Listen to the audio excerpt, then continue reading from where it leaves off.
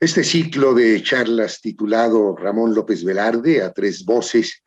que programa la Universidad Nacional Autónoma de México para conmemorar el primer centenario del fallecimiento de Ramón López Velarde estará integrado por tres ponencias, por tres charlas y por una mesa redonda. En estas charlas habremos de participar Fernando Fernández, quien revelará la identidad de la musa de zozobra, que fue un secreto durante largas décadas, hasta el año de 1963, cuando se puso por vez primera su nombre por escrito. Es el caso de Margarita Quijano. En la charla que va a impartir, que va a dictar, Fernando Fernández abordará lo que se ha dicho sobre la enigmática mujer, incorporará testimonios que no habían sido considerados y ahondará en el misterio con la búsqueda de un diario y de unas cartas perdidas que van a ser una revelación. Por su parte, Vicente Quirarte se referirá a los contemporáneos mexicanos de Ramón López Velarde, que crecieron y ayudaron a crecer al poeta, y también a los escritores de otras latitudes que nacieron el mismo año de 1888, como Pessoa, Gómez de la Serna, Eliot, Ungaretti, Lawrence, O'Neill, entre otros, que como el poeta mexicano lograron hacer de lenguaje una navegación en que la aventura y el orden marcaron una nueva ruta.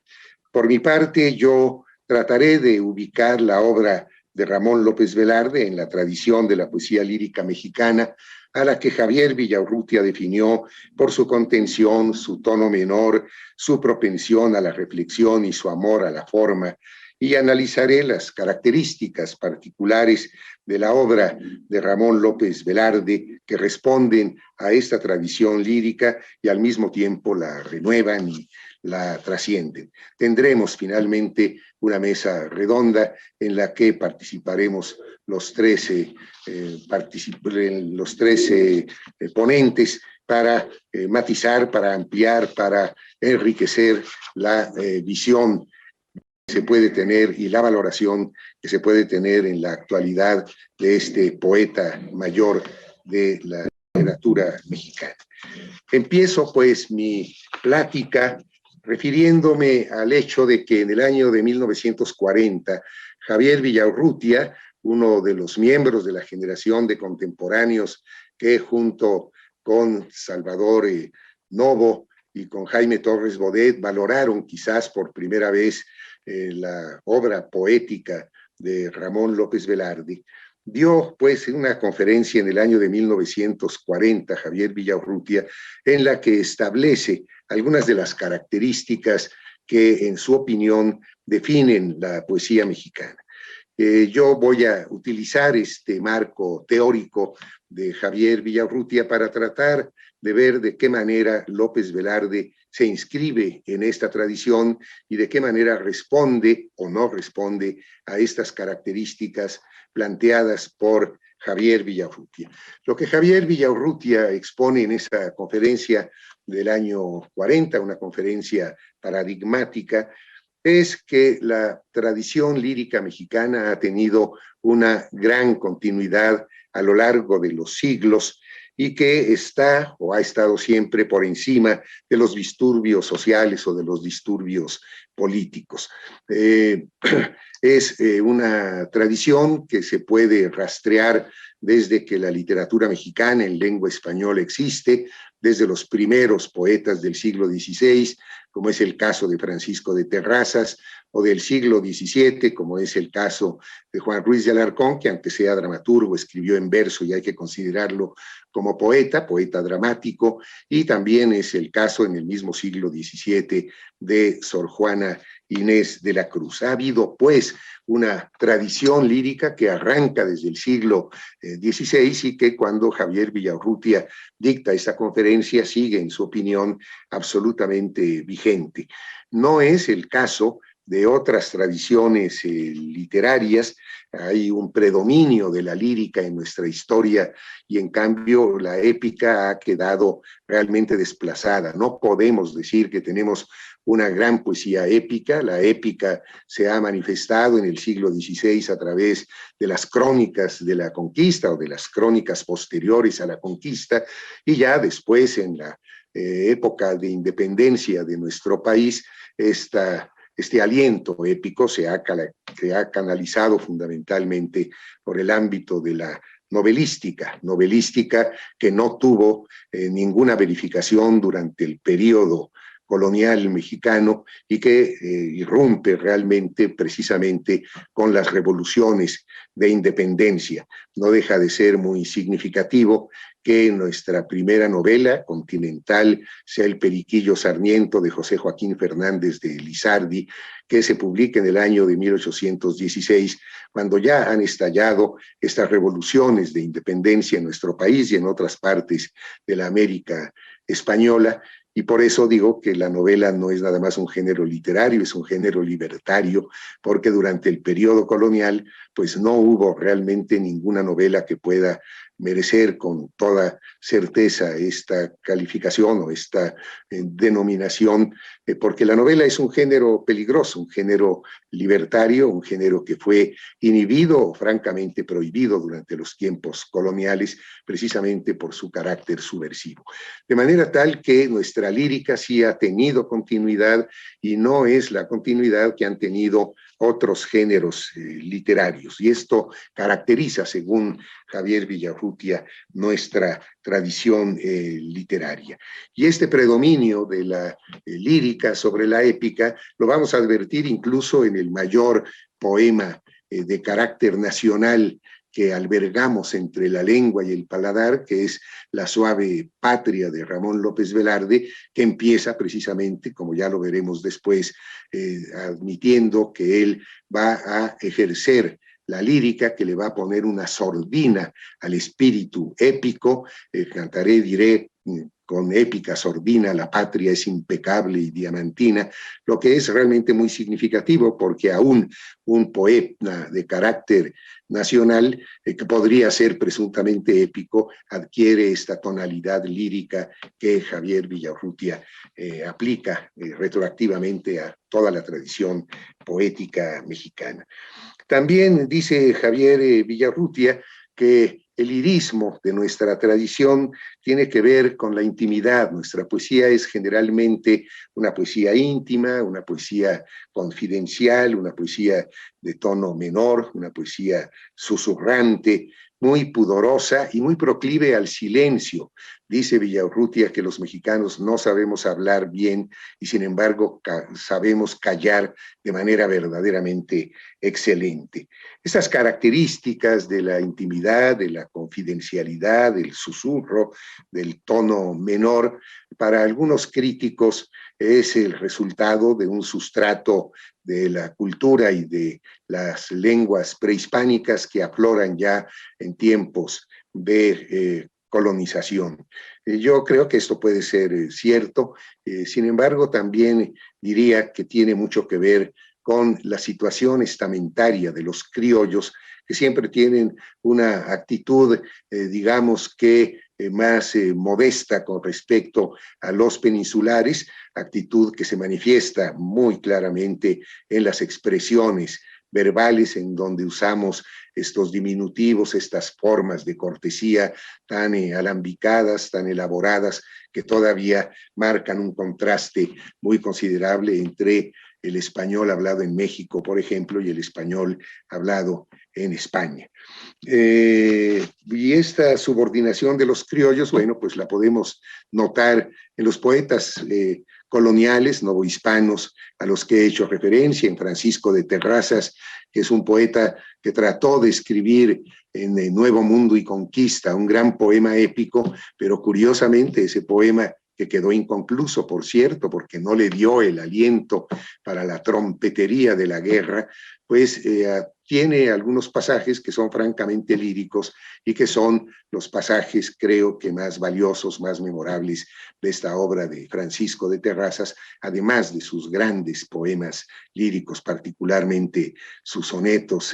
dejad las hebras de oro ensortijado, que el ánima me tienen enlazada, y volved a la nieve no pisada, lo blanco de esas rosas matizado, en fin. Y también lo podemos ver en Juan Ruiz de Alarcón, lo podemos ver en Sor Juana Inés de la Cruz, si hiciéramos una comparación entre Sor Juana y los grandes poetas coetáneos de España como Góngora, aunque puedan tratar los mismos temas, la verdad es que hay una finura en su lenguaje, una exquisitez, una sinuosidad en los caminos que sigue para llegar quizás a las mismas conclusiones que Góngora, por ejemplo, en aquel soneto que termina es cadáver, es sombra, es polvo, es nada, que Góngora empieza diciendo cosas muy fuertes como por competir con tu cabello oro bruñido, el sol relumbra en vano, mientras que Sor Juana dice, este que ves engaño colorido, que del arte ostentando los rigores,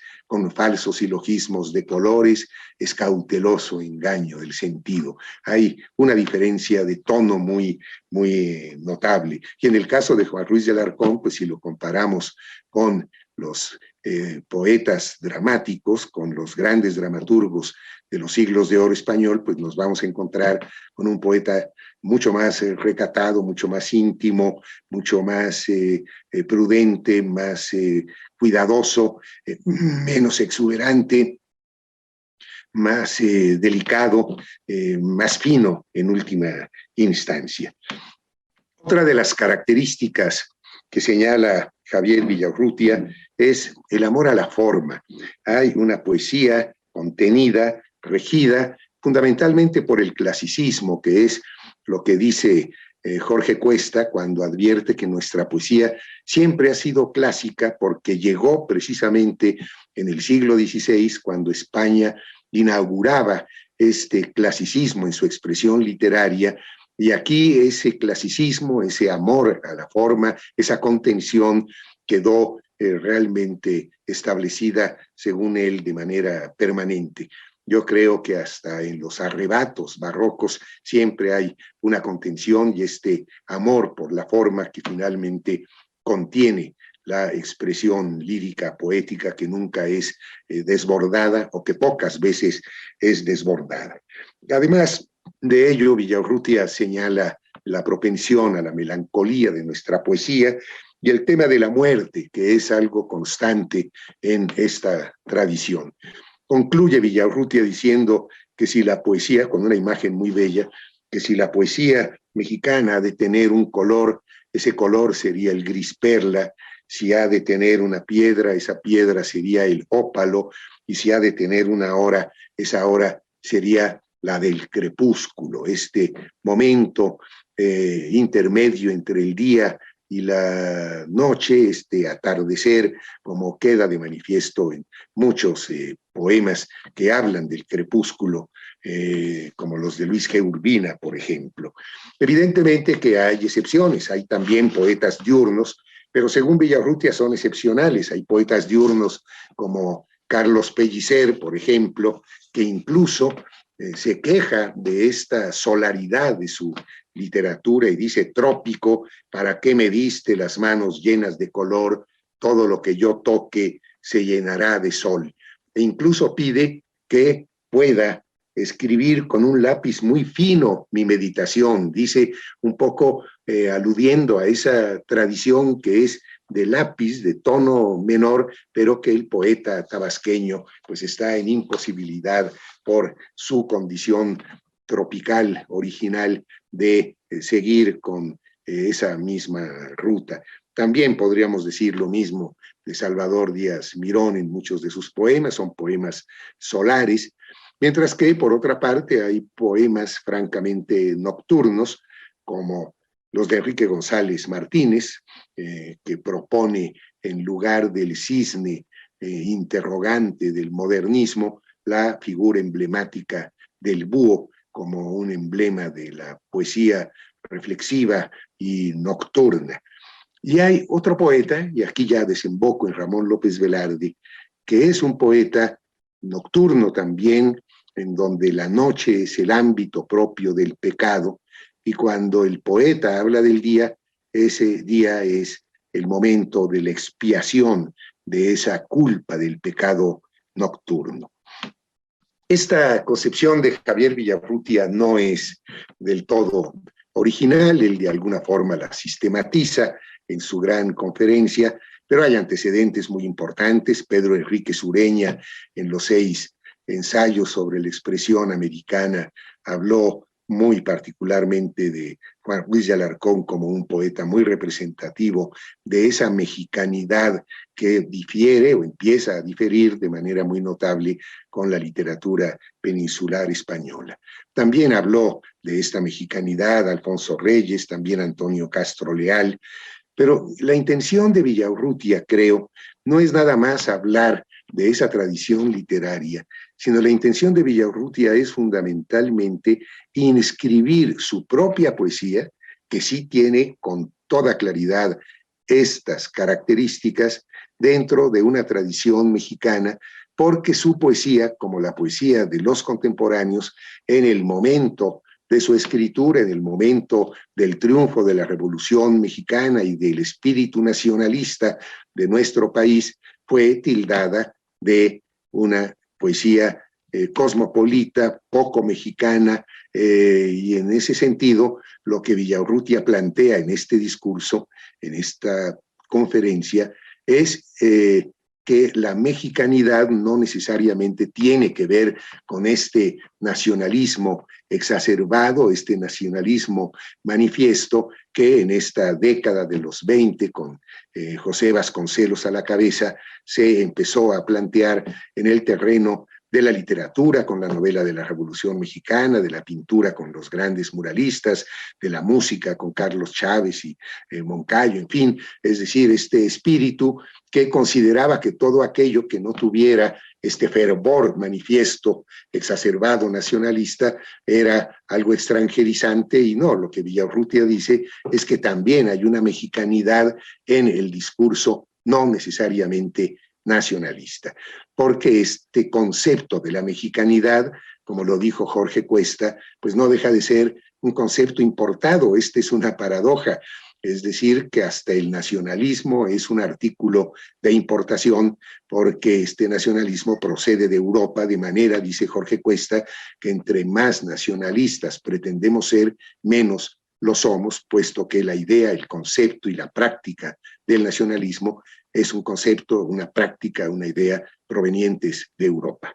Bien, pasamos ya a Ramón López Velarde para ubicarlo en esta tradición lírica mexicana.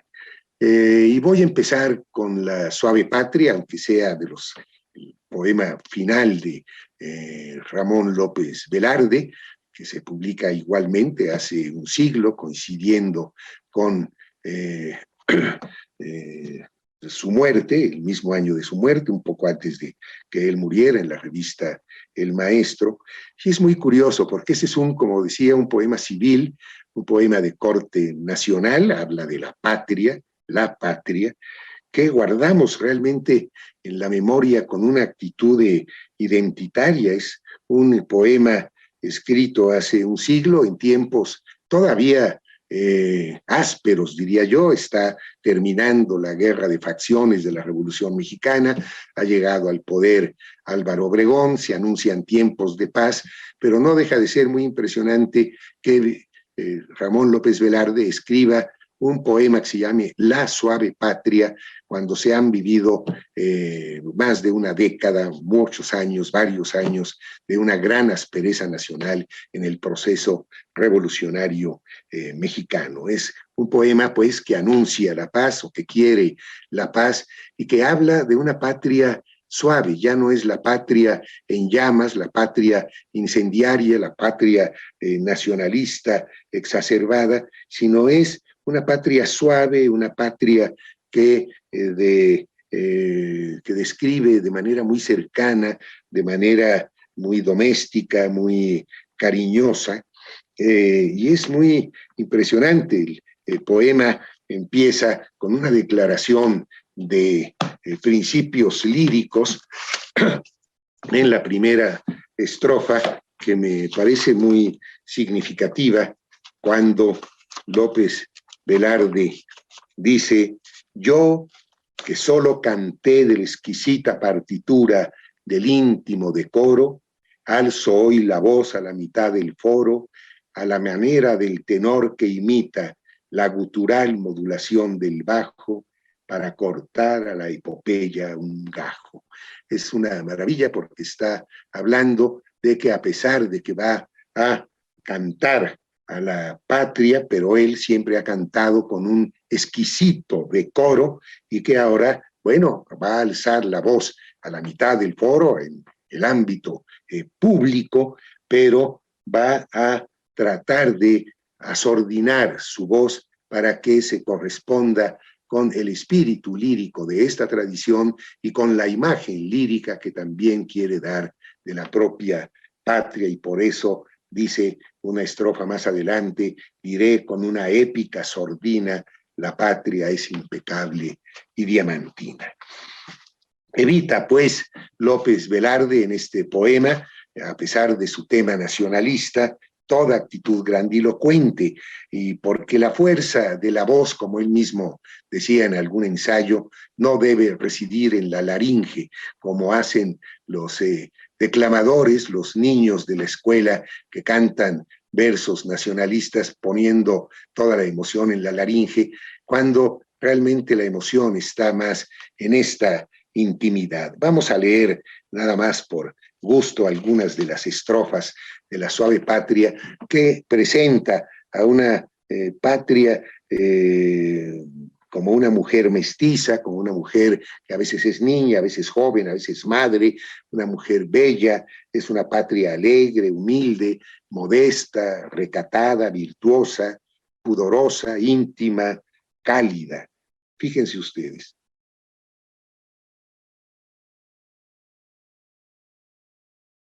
Suave patria, tu casa todavía es tan grande que el tren va por la vía como aguinaldo de juguetería. Y en el barullo de las estaciones, con tu mirada de mestiza, pones la inmensidad sobre los corazones. ¿Quién en la noche que asusta a la rana no miró, antes de saber del vicio del brazo de su novia, la galana pólvora de los fuegos de artificio? Suave patria, en tu tórrido festín, luces policromías de delfín, y con tu pelo rubio se desposa el alma equilibrista chuparrosa, y a tus dos trenzas de tabaco sabe ofrendar aguamiel toda mi briosa raza de bailadores de jarabe. Tu barro suena a plata, y en tu puño su sonora miseria es alcancía, y por las madrugadas del terruño, en calles como espejos, se vacía el santo olor de la panadería. Cuando nacemos nos regalas notas, después un paraíso de compotas, y luego te regalas toda entera, suave patria, alacena y pajarera. Bueno, este es un verdadero prodigio, esta patria, pues, tan cercana, a pesar de su inmensa territorialidad, en donde el tren va por la vía como aguinaldo de juguetería. Es una patria que sentimos cercana, que sentimos propia. Alguna vez Fernando Fernández me preguntaba sobre este adjetivo de por qué una patria rubia, y creo que fue convincente mi respuesta, de que esa rubia, después de que ha hablado, o antes de que ha hablado de sus trenzas de tabaco, se está refiriendo, en mi opinión, al maíz, que finalmente le da este colorido rubio al territorio nacional, por ser, pues, la planta o el cultivo que más se utiliza en nuestro territorio. Esta dualidad, pues, entre lo patriótico y lo íntimo, entre el tema nacional y el tono lírico, le da, en mi opinión, a este poema un valor inusitado. Y nos identificamos con él quizás mucho más que con nuestro propio himno nacional. Nuestro himno nacional es un himno muy belicoso, un himno, bueno, que a mí me parece interesante porque sabrán ustedes que quien compuso la letra no oyó la música y quien compuso la música no conocía la letra. La letra está escrita en lo que se llaman decasílabos heroicos, versos de 10 sílabas, pero la música está compuesta para 11 sílabas, de manera tal que siempre tenemos que repetir una sílaba. Hubo un soldado en cada hijo, te digo. Es decir, que tenemos un himno muy belicoso, pero de alguna manera un himno tartamudo. Y no nos identificamos con esta letra como nos podemos identificar con un poema como el de la suave patria, tan propio, tan cercano, tan íntimo. Ahora, esta dualidad entre lo patriótico y lo íntimo, entre el tema nacional y el tono lírico, que le da, como digo, al poema un valor inusitado, un valor excepcional, es una dualidad que rige como un gran sistema binario la obra del poeta zacatecano. Yo quisiera referirme a una cuarteta de binomios o de dicotomías que persisten en la obra de Ramón López Velarde y que yo creo que la definen. Por un lado, esta primera dicotomía que es circunstancial o es histórica, se refiere, en mi opinión, a la relación entre el modernismo y la modernidad. Pero también habría una dicotomía entre la capital, donde vive los últimos años Ramón López Velarde, y su provincia natal, otra dualidad entre el sustantivo y el adjetivo ya de carácter formal, y otra más entre la gracia y el pecado. Me voy a referir entonces brevemente a estas dualidades, a estas dicotomías en las que se debate el espíritu poético de Ramón López Velarde. Ramón López Velarde nace en el año de 1888. Curiosamente, es el año en que Rubén Darío publica su libro Azul, que es el libro que se ha considerado por los historiadores de la literatura hispanoamericana como el punto de partida del movimiento modernista, aunque antes ya haya habido algunas expresiones con esta misma poética de José Martí o de Manuel Gutiérrez Nájera, pero es, digamos, que el libro inaugural en términos formales, en términos estilísticos, en términos temáticos también del movimiento encabezado por el gran nicaragüense Rubén Darío. Y entonces el hecho de que haya una coincidencia en el nacimiento del modernismo y el nacimiento de López Velarde no deja de ser significativo, porque López Velarde es un poeta precoz y los primeros poemas de López Velarde y los de La sangre devota, que publica en 1916, se escriben cuando todavía el movimiento modernista está vivo, está vigente. Es el momento en que sigue publicando Darío, es el momento en que publica este gran modernista argentino que es Leopoldo Lugones, y de los mexicanos Manuel José Otón y Enrique González Martínez, que será quien al romperle o al proponer romperle el cuello al cisne, hacerle esta traqueotomía, el cisne que es el emblema del modernismo, de alguna forma pretende romper con este movimiento del cual él mismo también participó. A pesar de que Ramón López Velarde haya nacido en el mismo momento del modernismo y que haya escrito sus primeros poemas en este ámbito modernista, su poesía se siente ajena al modernismo, porque va adelante del modernismo, abriendo camino hacia la modernidad con elementos poéticos que prefiguran las vanguardias. Es decir, que hay otra dualidad, porque temáticamente Ramón López Velarde es premodernista, en tanto que sus temas, sobre todo de sus primeros poemas, tienen que ver con la provincia y no con el cosmopolitismo propio del movimiento encabezado por Rubén Darío, pero formalmente su poesía es posmodernista. Y en esta conjunción de una temática premodernista y una formalización posmodernista reside también en buena medida la originalidad de la poesía del poeta zacatecano. En el caso de Ramón López Velarde, como lo señaló José Luis Martínez, parecería que el modernismo es cosa de vocabulario. A Ramón López Velarde le gustan mucho, hay que decirlo, las palabras domingueras, le gustan mucho las palabras elegantes, las palabras cultas, y quizás tenga una gran propensión a las palabras esdrújulas, que pueden ser consideradas pues las más cultas, las más sonoras. José Luis Martínez contó, creo que 14 palabras esdrújulas en un solo poema, donde está ecuménico, párvulo, retrógrado, fúlgido, letárgico, lúgubre, vértigo, bólido, que bueno, son palabras, digamos que prestigiosas, palabras que podríamos considerar domingueras.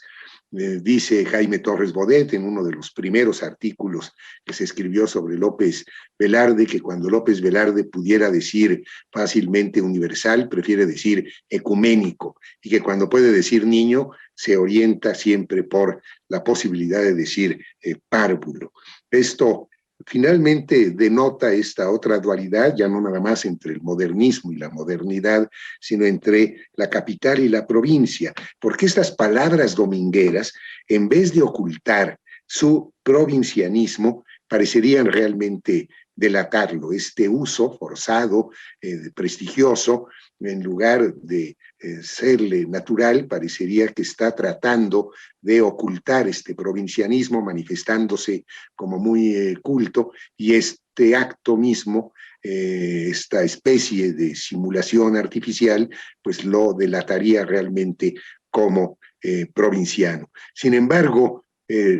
Ramón López Velarde no es en ese sentido pacato del término, de ninguna manera un poeta provinciano. El lujo, la brillantez, la sonoridad, la riqueza, el colorido, la elegancia del vocabulario modernista aplicado a la poesía libera a la provincia del pintoresquismo vernacular de los poetas costumbristas anteriores. Bien dice Octavio Paz que los provincianos fueron muchas veces sus críticos, sus primeros críticos. Y luego quiero hablar un poco de esta dialéctica entre el sustantivo y el adjetivo, algo meramente formal que yo creo que es muy revelador y muy significativo y muy importante en la poesía López Velardiana. Decía Vicente Huidobro, esta frase que es un apotegma ya muy conocido, que el adjetivo cuando no da vida, mata. Generalmente hay una relación limpia, una relación afortunada, una relación concordante, podríamos decir una relación feliz, luminosa, novedosa, entre el sustantivo y el adjetivo, cuando el adjetivo le conviene al sustantivo de manera muy entrañable, cuando dice, por ejemplo, ojos inusitados de sulfato de cobre. Bueno, es una imagen realmente bellísima, es novedosa, pero nadie se extrañe de que estos ojos que están calificados por un elemento químico no se corresponden con un color que quiere destacar el poeta, y entonces pensamos que el adjetivo realmente es muy, muy afortunado. Ojos inusitados de sulfato de cobre. O cuando habla, por ejemplo, del viudo oscilar del trapecio. Esto es una maravilla, porque si vemos a un trapecio solo, tal parecería que le falta, obviamente, si está oscilando, le falta el trapecista, lo que podría significar que el trapecista ya ha caído y que finalmente en un salto mortal puede ya haber dejado viudo al propio trapecio, no al trapecio, sino a su oscilar. A mí me parece que esa es una imagen verdaderamente muy bella. O cuando en el retorno maléfico, ya lo vamos a ver después, habla de la gota categórica, una gota categórica que va cayendo de manera continuada, de manera rítmica, ya lo veremos. Pero en otras ocasiones, más allá de esta feliz concordancia, Ramón López Velarde no usa el adjetivo para complementar, para enriquecer al sustantivo de una manera feliz, sino con mucha frecuencia usa el adjetivo para violentar al sustantivo, para retarlo, para subvertirlo, incluso para corromperlo. Es decir, que modifica su esencia y nos entrega entonces una imagen inédita que ya no procede de la relación afortunada de la que he hablado, sino de la creación temeraria. Es decir, hay algo absolutamente nuevo, inédito en la postulación de una adjetivación que muchas veces es diferente, contraria o dialéctica o pugnaz entre o con respecto al sustantivo al que pretende calificar. Cuando habla, por ejemplo, de ya que tu abrigo rojo me otorga una delicia que es mitad friolenta, mitad cardenalicia, bueno, está hablando de dos estamentos distintos, el estamento de la temperatura y el estamento religioso, que le da, por cierto, a todo este verso un sentido erótico verdaderamente extraordinario. O cuando habla, por ejemplo, de una orgía matinal, esto es casi un oxímoron. Si pensamos en una orgía, siempre pensamos en un ámbito nocturno, pero si pensamos en una orgía matinal, nos está no calificando a ese sustantivo, sino se está creando algo totalmente diferente que no tenía existencia previa hasta que López Velarde cumple esta función adánica de nombrar las cosas. ¿Y cómo las nombra? Las nombra con mucha frecuencia gracias a el adjetivo. Por eso yo me atrevo a cometer un delito de lesa gramática y decir que en la poesía de Ramón López Velarde los adjetivos son sustantivos. La adjetivación de López Velarde es también, por otra parte, solo una manifestación superficial de lo que ocurre más profundamente en su poética. Y eso que ocurre más profundamente en su poética es la combinatoria inusitada de elementos que proceden de paradigmas diversos o de paradigmas opuestos. Y aquí nos metemos en el mundo personal, en el mundo íntimo de López Velarde, porque nos vamos a enfrentar no nada más a esta dialéctica entre el sustantivo y el adjetivo, sino a la dialéctica entre la gracia y el pecado, entre el bien y el mal, entre el ángel guardián y el demonio estrafalario, como él llama a estos elementos antitéticos, a la virginidad y el deseo carnal, que son elementos constitutivos, temáticos y morales y éticos y estéticos de su obra poética. Y también este corazón, esta sensibilidad espontánea al lado de las ineptitudes de la inepta cultura, como él llama a toda esta sofisticación cultural frente a la espontaneidad del corazón. Y hay, pues, versos que presentan esta dialéctica, esta dualidad, esta pugna de una manera verdaderamente extraordinaria. Siempre que inicio un vuelo por encima de todo, un demonio sarcástico maulla y me devuelve al lodo. Creo que esto es realmente un ejemplo muy claro de las aspiraciones idealistas religiosas muchas veces de López Velarde y por otra parte este deseo carnal, esta realidad que acaba con las ilusiones y que acaba con los ideales. Aquí ya quiero acercarme a un final porque creo que la mayoría de los críticos, si no es que todos los críticos, han destacado esta dramática oscilación de movimiento perpetuo, esta condición irresoluble de Ramón López Velarde entre la gracia y el pecado, entre el bien y el mal, entre el ángel guardián y el demonio estrafalario. Dice de Ramón López Velarde Octavio Paz que él, el poeta zacatecano, no se enfrenta a un amor imposible. Su amor es imposible porque su esencia es ser permanente y nunca consumada posibilidad. Creo que uno de los poemas en donde la adjetivación es más luminosa, aunque es difícil decir cuál poema no tiene una adjetivación luminosa, es el titulado Retorno Maléfico de su último libro, Zozobra, en donde después de la revolución regresa a su pueblo natal, a Jerez de Zacatecas, y se encuentra con esta casa que fue de su infancia y que le hace recordar una serie de estancias en la infancia, y hay una especie de déjà vu muy fuerte. El retorno maléfico. Mejor será no regresar al pueblo, al Edén subvertido que se calla en la mutilación de la metralla. Hasta los fresnos mancos, los dignatarios de cúpula oronda, han de rodar las quejas de la torre acribillada en los vientos de fronda. Y la fusilería grabó en la cal de todas las paredes de la aldea espectral negros y aciagos mapas, porque en ellos leyese el hijo pródigo, al volver a su umbral, en un anochecer de maleficio, a la luz de petróleo de una mecha, su esperanza deshecha. Cuando la tosca llave enmohecida tuerza la chirriante cerradura, en la añeja clausura del zaguán, los dos púdicos medallones de yeso, entornando los párpados narcóticos, se mirarán y se dirán, ¿qué es eso? Y yo entraré con pies advenedizos hasta el patio agorero, en que hay un brocal ensimismado con un cubo de cuero, goteando su gota categórica como un estribillo plañidero.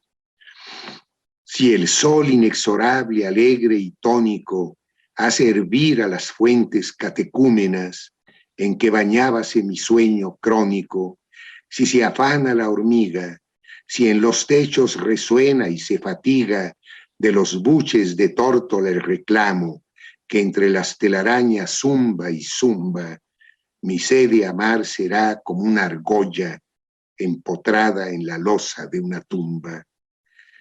Las golondrinas nuevas renovando con sus noveles picos alfareros los nidos tempraneros bajo el ópalo insigne de los atardeceres monacales, el lloro de recientes recentales por la ubérrima ubre prohibida de la vaca rumiante y faraónica que al párvulo intimida, campanario de timbre novedoso, remozados altares, el amor amoroso de las parejas pares, noviazgos de muchachas frescas y humildes como humildes coles, y que la mano dan por el postigo a la luz de dramáticos faroles, alguna señorita que cante en algún piano, alguna vieja aria, el gendarme que pita y una íntima tristeza reaccionaria. Bueno, este es un poema verdaderamente extraordinario en donde la adjetivación realmente adquiere este carácter sustantivo. Yo recuerdo que cuando hace 33 años fuimos a conmemorar a Jerez de Zacatecas el centenario del nacimiento del poeta, asistíamos Vicente Quirarte, Felipe Garrido, José Luis Martínez,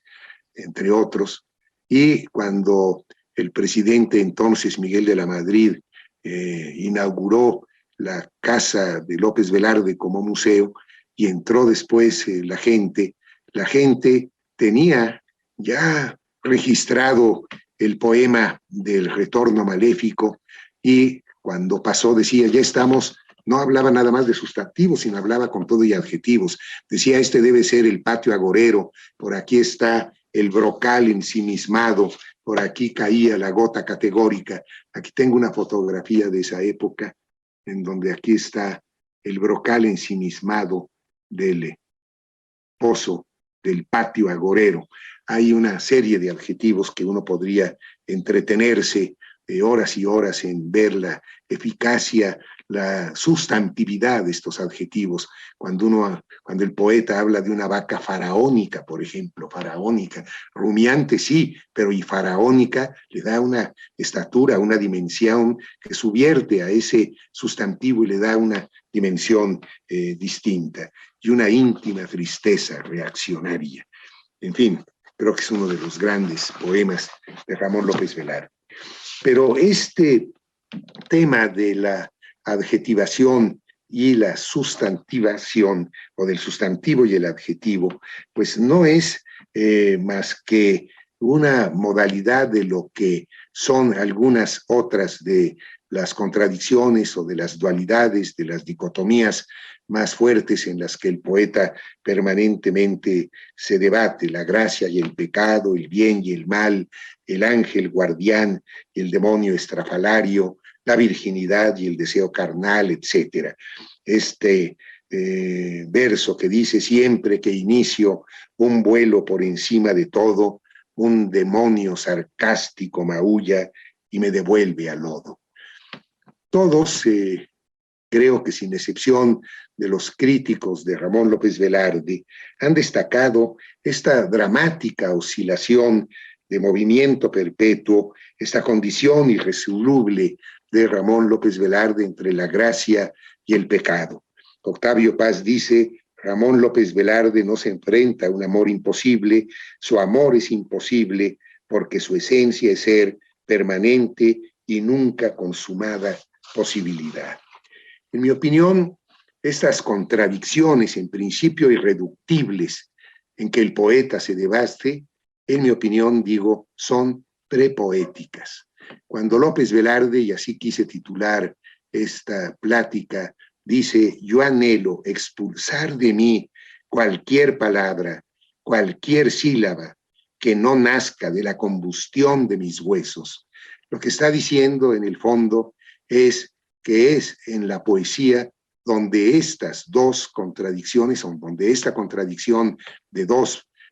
puntos opuestos finalmente se resuelve. Es decir, que la lucha en que el poeta se debate encuentra paz en el poema mismo, donde se resuelven los contrarios por el solo hecho de haber sido planteados, nombrados, expuestos. Y este es el gran valor, en mi opinión, de la poesía de Ramón López Velarde. Quiero terminar esta charla leyendo uno de los poemas donde vemos esta tensión dramática entre el amor ideal y la pasión carnal, que es el poema titulado Hormigas,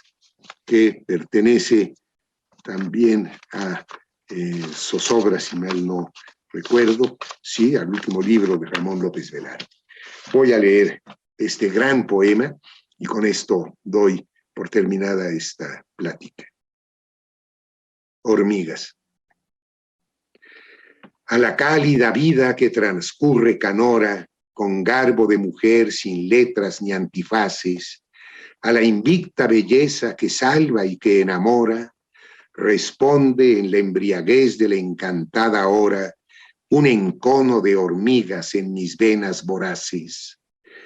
Fustigan el desmán del perenne hormigueo, el pozo del silencio y el enjambre del ruido,